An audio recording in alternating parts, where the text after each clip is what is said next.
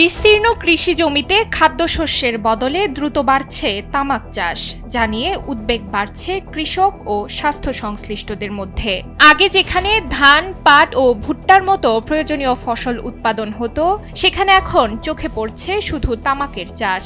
বর্গা চাষে বছরে 15 থেকে 20 হাজার টাকা আয়ের বদলে এখন বাইরের চাষিরা মাত্র 3 মাসেই সমপরিমাণ টাকা দিয়ে জমি নিয়ে নিচ্ছে। ফলে স্থানীয় মাঠগুলো ধীরে ধীরে তামাক চাষিদের দখলে চলে যাওয়ার ঝুঁকিতে পড়েছে। প্রত্যেক মানুষের ক্ষতি, ক্যান্সার হয়, এই অনেক রোগ হয়। আর আমি মরিচাবাদ করেছি, এটা তো খাদ্য, এটা আমি সবার উপকার। আমার যে বিক্রি করছি 10 জন কিনে খাচ্ছে, কিনে খায়, তো তবুও তো তার উপকার হচ্ছে, বুঝছেন। কৃষকরা বলছেন তামাক চাষে তুলনামূলকভাবে লাভ বেশি হলেও এর ক্ষতি ও পরিশ্রম অনেক বেশি।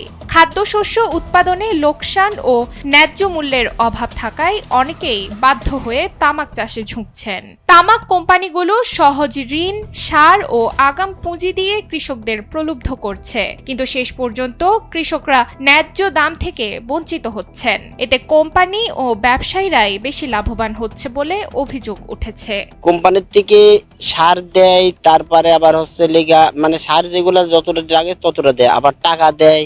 ওই টাকাটা মানে যখন হচ্ছে লেগা ওই তামাকটা যখন ও নেয় তখন হচ্ছে লেগে আবার টাকাটা কাটিলে 3 মাসের অফার দেয়। 3 মাসের দেওয়ার পরে তারা আবার যদি তামুক যদি ভালো যদি মানে কালার মালার যদি ভালো যদি মানে ফলন টলন ভালো যদি করতে পারি, আবার ওরা আবার বোনাস দেয়। উপজেলার বিভিন্ন মাঠে তামাক চাষ বৃদ্ধির কারণে খাদ্য উৎপাদন ও মাটির উর্বরতা হুমকির মুখে পড়েছে বলে জানিয়েছেন কৃষকরা। তারা দ্রুত তামাক চাষ বন্ধে কার্যকর উদ্যোগ নেওয়ার দাবি জানিয়েছেন। কৃষি বিভাগের তৎপরতার অভাব এবং তামাক কোম্পানির প্রভাবকেও এই পরিস্থিতির জন্য দায়ী করা হচ্ছে। ক্ষতি হয়, তাই তামাকে কীটনাশক ব্যবহার করছে, এই কীটনাশকে অন্য আবাদ পানি হয় না, মাটির ক্ষতি হয়ে যায়, অনেক ক্ষতি হয় চাষাবাদ, অন্য চাষাবাদে মাটি নষ্ট হয়ে যায়। কুষ্টিয়া জেনারেল হাসপাতালের আবাসিক মেডিকেল অফিসার ডাক্তার হোসেন ইমাম বলছেন, তামাক চাষ অব্যাহত থাকলে জনস্বাস্থ্যের ওপর মারাত্মক প্রভাব পড়তে পারে। এছাড়া দ্রুত ব্যবস্থা না নিলে শিশু থেকে বৃদ্ধ সব বয়সী মানুষ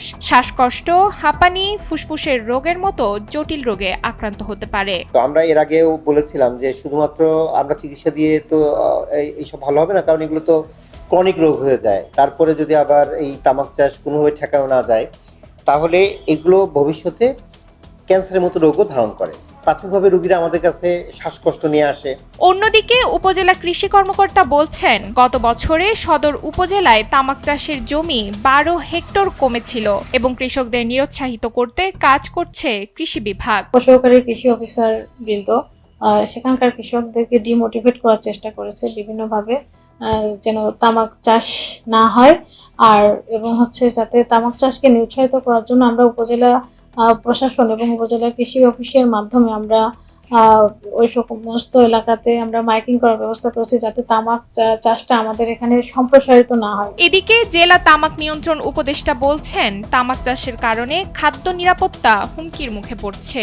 তামাক চাষের কারণে আমাদের যে নিরাপদ খাদ্য সেটা অনিশ্চিত হয়ে পড়েছে। আমাদের তামাক চাষের কারণে যে অনেকগুলো ক্ষতির মধ্যে যে দেখা দিয়েছে, তার মধ্যে মানুষের স্বাস্থ্য ক্ষতি, মানুষের পরিবেশগত ক্ষতি, মানুষের খাদ্যশস্যের ক্ষতি, পুষ্টিহীনতা দেখা দিয়েছে। কুষ্টিয়া থেকে হারুন ও রশিদের পাঠানো তথ্যচিত্রে ডেস্ক রিপোর্ট, নুসরাত তালবিয়া।